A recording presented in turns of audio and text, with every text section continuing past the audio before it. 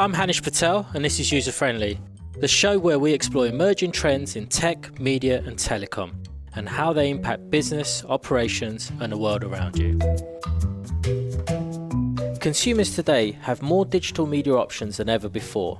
Most are finding what they want from a growing variety of options, selecting which services among pay TV, streaming video, music, and gaming options they find most valuable.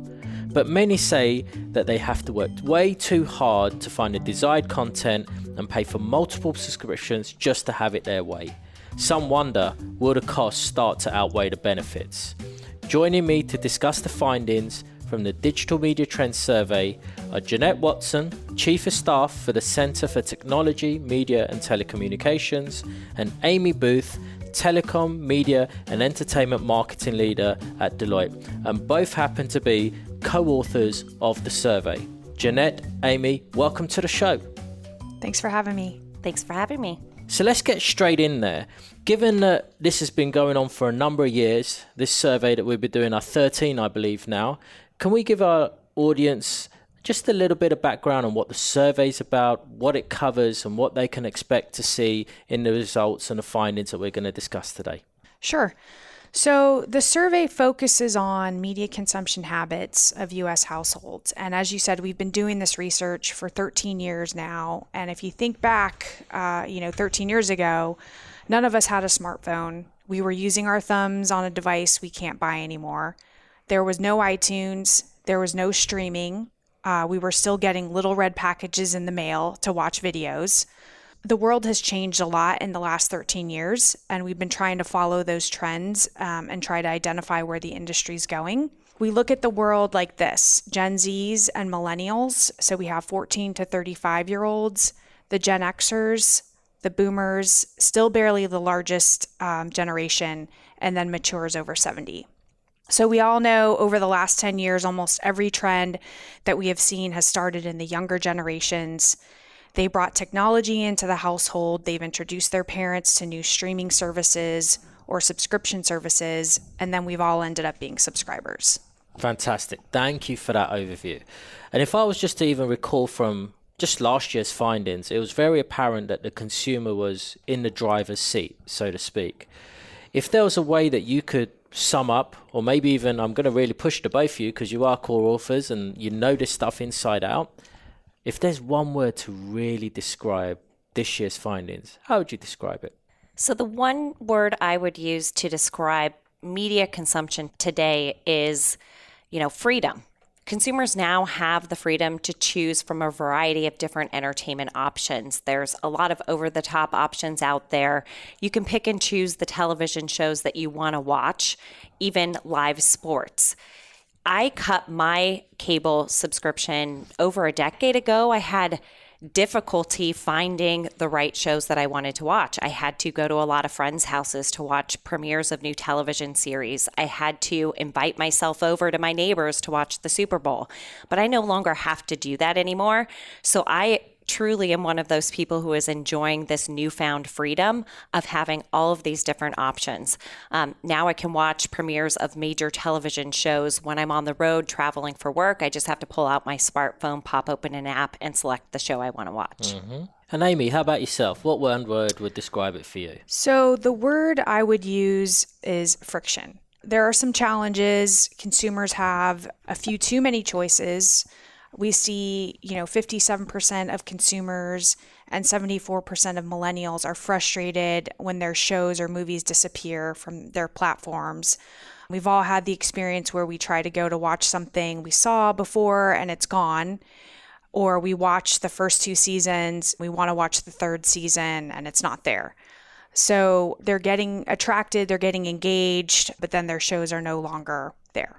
Wow, I might have to separate the two of you if one's freedom, one's friction. I don't want an argument to break out over this podcast. I would just add, while my freedom experience is really empowering and I feel really excited by it, it doesn't come without friction in my own household. Right. So we have found now that every January we have to take a look at all of the subscriptions that we have. You know, my husband's always trying to get the cost down, and I'm always adding new ones throughout the year. So now, kind of as a New Year's resolution, we take a look at all of our subscriptions that we have, and we determine which ones we need to watch the content that we're enjoying at that moment. Right. And we get rid of other subscriptions as a result of it. So it creates some friction within my own household, all of these different subscriptions that we have. Not too dissimilar in my household. Just a few weeks ago, I resubscribed to a certain subscription service for a final season of a very famous show that we're probably already watching. So I know exactly what you're talking about on that front. But let's talk more about this freedom aspect and people piecing together their experiences. And what trends are you really seeing to kind of reflect all of this piecing together, so to speak? Yeah, so on the freedom side, I would say for the first time ever this year, we saw more U.S. consumers with paid streaming video services in their household than a traditional cable or satellite television subscription. And consumers who do have paid streaming video subscriptions, they're not just subscribing to one of those, they're subscribing to multiple subscriptions. So on average, consumers have 3 paid streaming video subscriptions in their household. That's a lot of people who are now piecing together entertainment from multiple options. So you might ask, why is it that people have so many paid streaming subscriptions? Well, there's a lot of reasons, but when we talk to consumers about this, consumers tell us that it's because of the original content that is available on each of these options. So in order to put together and watch the shows that you want to watch, it does require multiple subscriptions to get there. And I think, you know, more than half of U.S. consumers say that they have subscribed to a streaming service in order to access specific original content. Yeah, absolutely. Like my example earlier, right? The way we're doing that. But it sounds like you're kind of verging on where Amy was going with a bit of friction there. So there's got to be the downside to all of that freedom then. Yes, definitely. So, I mean, we talked about just the need to have these, you know, multiple subscriptions, multiple services. And I think among us, we can probably say we've got a lot more than 3. But, you know, you think about just the frustration of having to have all of these services to get to the content you want, you know, the number of usernames and passwords you have to have. It's hard to find the content when it's spread across all of these different services. You know, I've had people recommend content to me and I've tried to, you know, go and search for it and not knowing if I even have that subscription to find it, you know, which remote control do I need to get to do I need to use to find it? So that's one example. Yeah, I think you've pretty much just described my household with remote controls and passwords and so forth. And there was a stat that I saw in the survey that just absolutely blew me away when I think you guys had said there's something like 300 plus OTT over-the-top options in the US alone, which is just amazing. Right. I mean, that is phenomenal. I mean, can you tell me a bit more about what's driven that proliferation of that many service providers or options for us as consumers?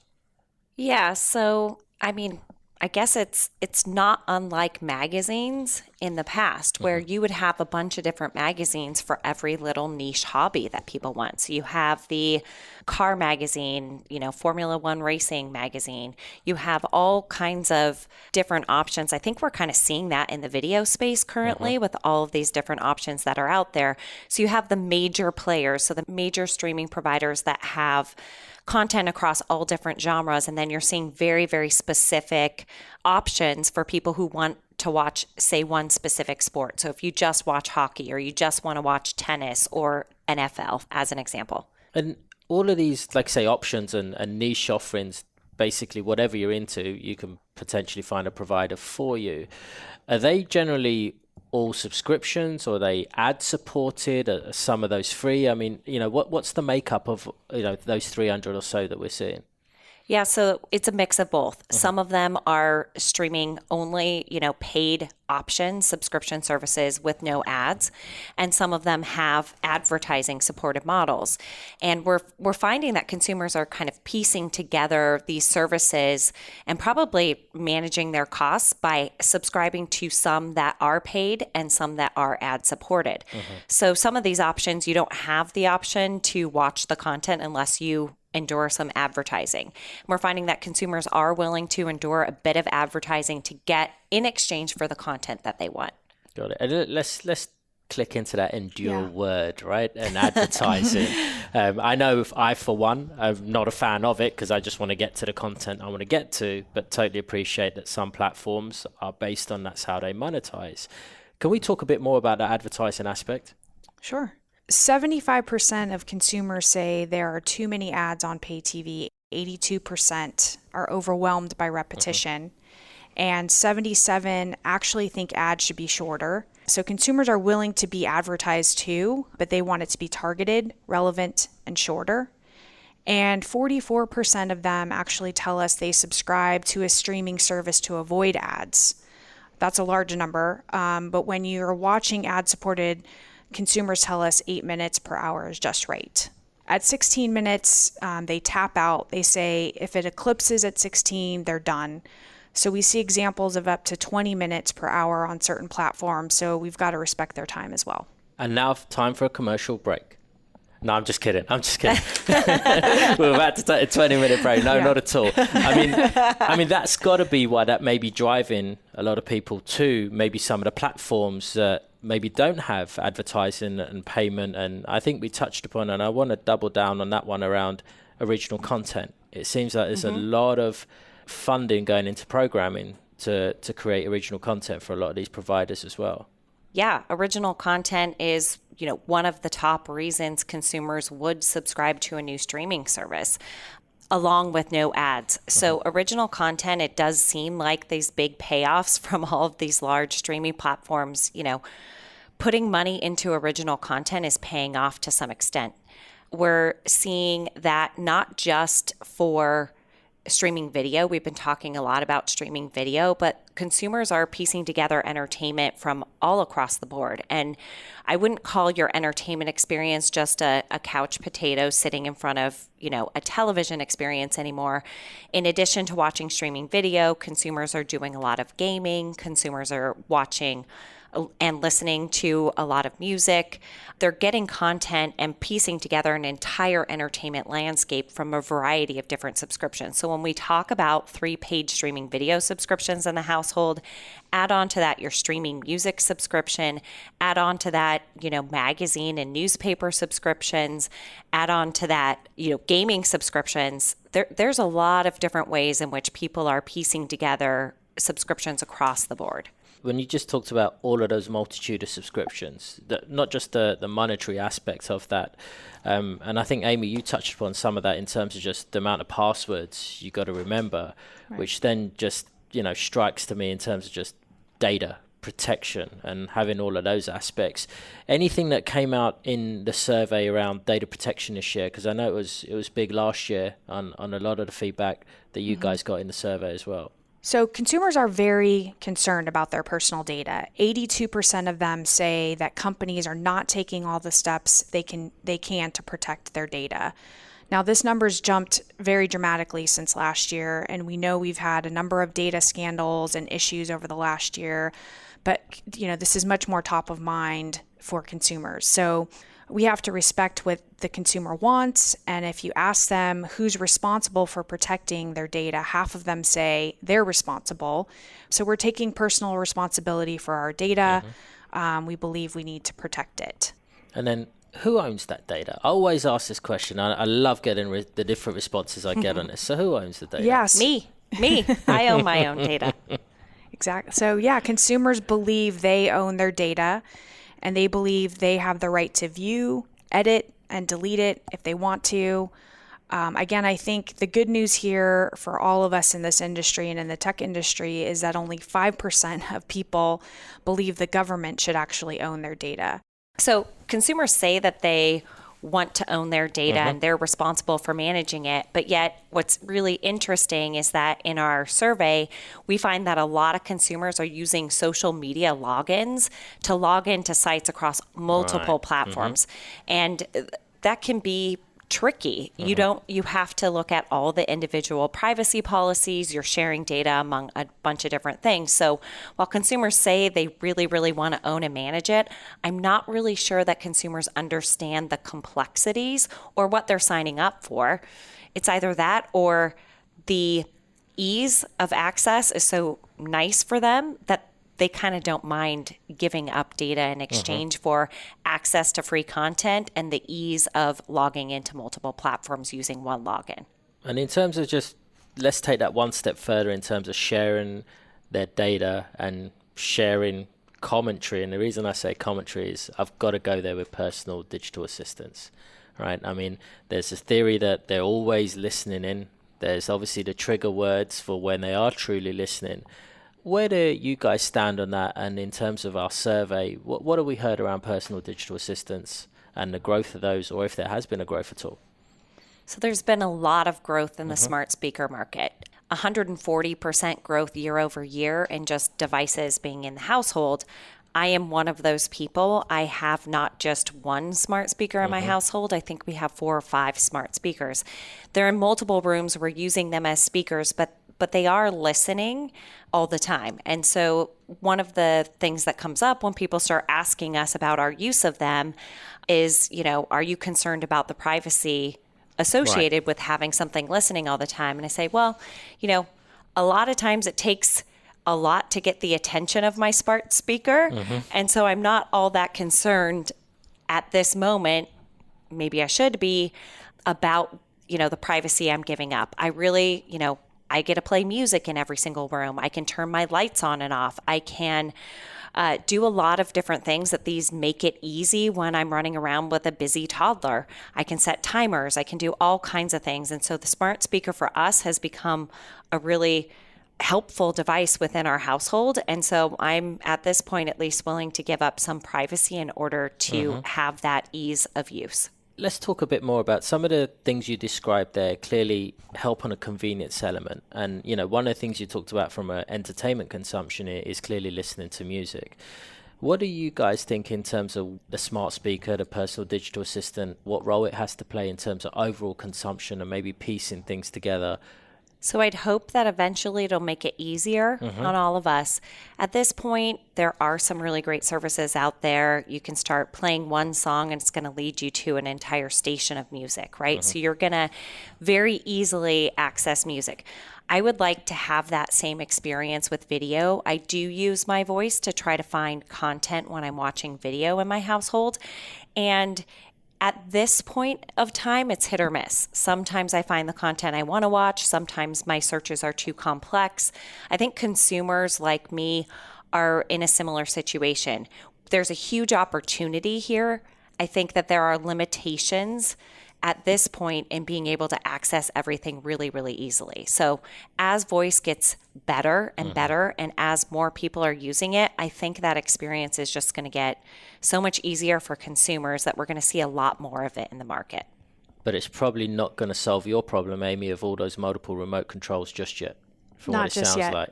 Not just yet. Right? But Yeah. it's only a matter of time, I would imagine, where this could actually become a hub like our smartphones are to do a multitude of things for us. Right. How great would it Yeah. be to be able to chuck your remote and just be able to say in natural language what it is that you want to watch and have that come to life? Right. That would be a really phenomenal future. So we talked about some of the streaming aspects, and I know, Jeanette, you mentioned you cut the cord many a year ago. I did the same, and Amy, I believe you've done the same as well, right? So all three of us have done that. But is it a case of either or are we seeing that most people tend to actually have both? So it's interesting. Everybody thinks of it as an either or situation, but we actually found that 43% of US consumers have both a paid television service as well as a paid streaming service. That's a pretty high percentage. That number is even higher. Over 50% of Gen X has both. So people are still find value in their traditional pay television. And there must be a reason why they're also subscribing to these paid streaming video services in addition to pay television. So I'm going to try and piece this all together. We've got pay TV. We've got 300 plus options for video streaming that we could have, be that paid or through advertisements.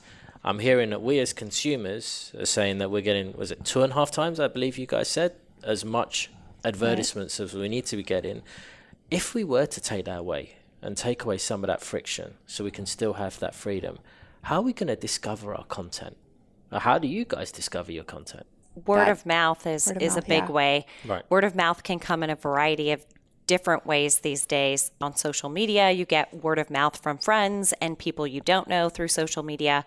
In our survey, we found that the way people are finding out about new television shows currently is still pretty traditional. So the number one way across all generations is advertisements. Okay. But those younger generations are shifting, and they find that social media plays a higher influence in them finding and discovering new television shows.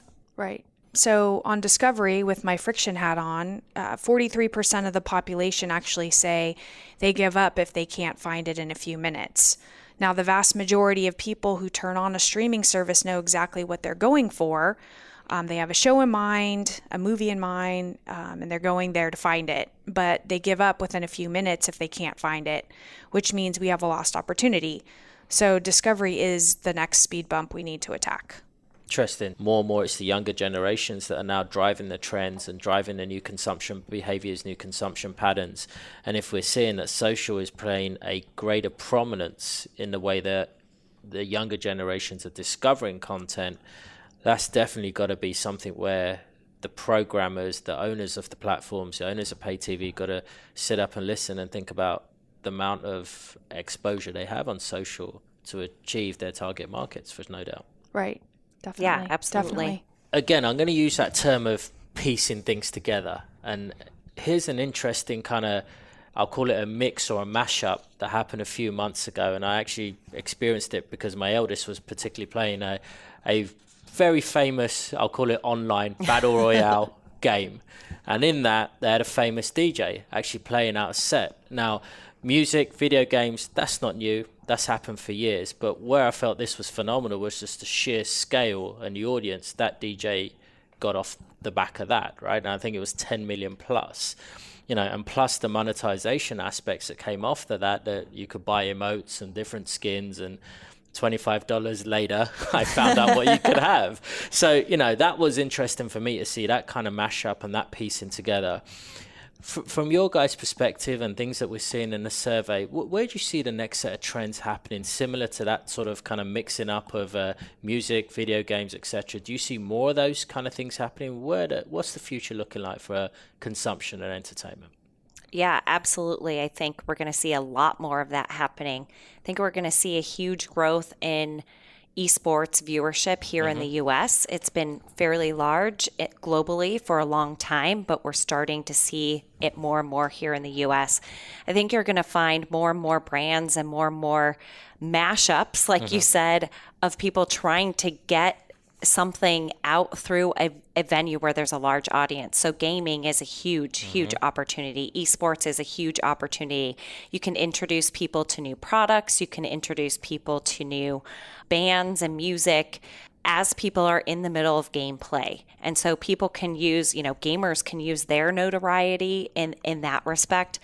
I think you're going to just see a lot more and more of that. I think we're going to see that on the original content side, so not just for streaming video any longer. I think we're going to start seeing that in gaming. You're going to have people subscribing to gaming services for original content on those gaming services, so games that are not available anywhere else.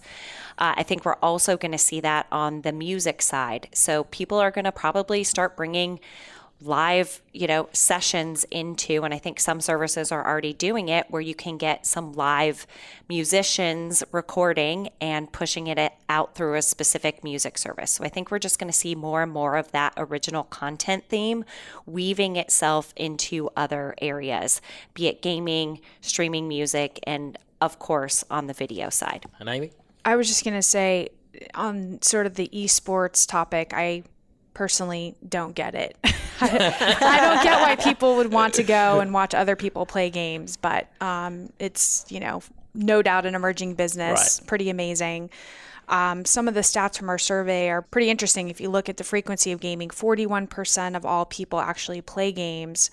54% of Gen Zs do. 44% of them watch esports. So we definitely need to watch that area. I think, it's a very interesting opportunity. Amy, I'm going to have to get you to my house. My youngest will convince you. All he does is sit there and watch my eldest play. He is the true esports fan that I've ever seen. But no, I hear you. It's a phenomenal aspect and growth area that we're seeing more of it. And I'm hearing of arenas being set up, huge sponsorships taking place. So it's certainly a growth area. I mean, if I was to kind of sum up what I've heard today, I mean, certainly from a freedom side, there's a wealth of options for us as consumers, through the demand of the niche things that we want to watch, through the supply of all the providers that are out there. But it's also leading to an element of friction that you touched upon as well, Amy, in terms of just how do you get to what you want to get to? How do you discover it?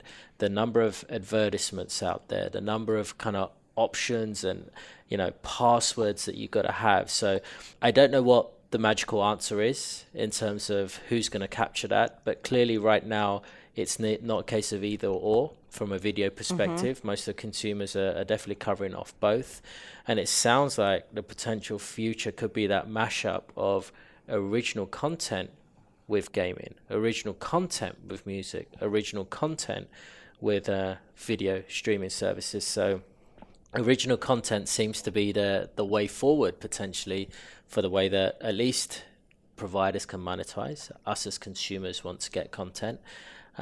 Anything else I've missed in that summary of what you guys have spoke about in terms of this year's survey? No, I think it's good. I'm a glass half full kind of person. That's why, and I think I'm just so thrilled with the freedom that I currently have as a consumer. As somebody who cut my cable cord a decade ago and didn't have a lot of options, I'm really, really excited about the future.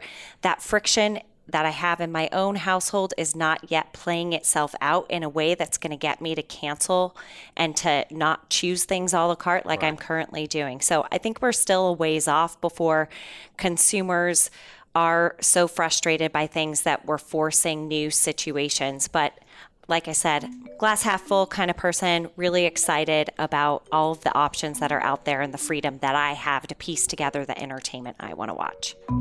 Brilliant. So with that, I want to thank the both of you, Jeanette and Amy, or AKA from this moment on, Freedom and Friction, for joining me today. And until next time, happy listening. Thank you. Thank you. Thanks for listening to User Friendly. To subscribe or listen to more episodes, search for Deloitte User Friendly in your favorite podcatcher or find us online at userfriendly.deloitte.com. The opinions expressed by guests on this podcast belong to them and do not necessarily reflect those of Deloitte.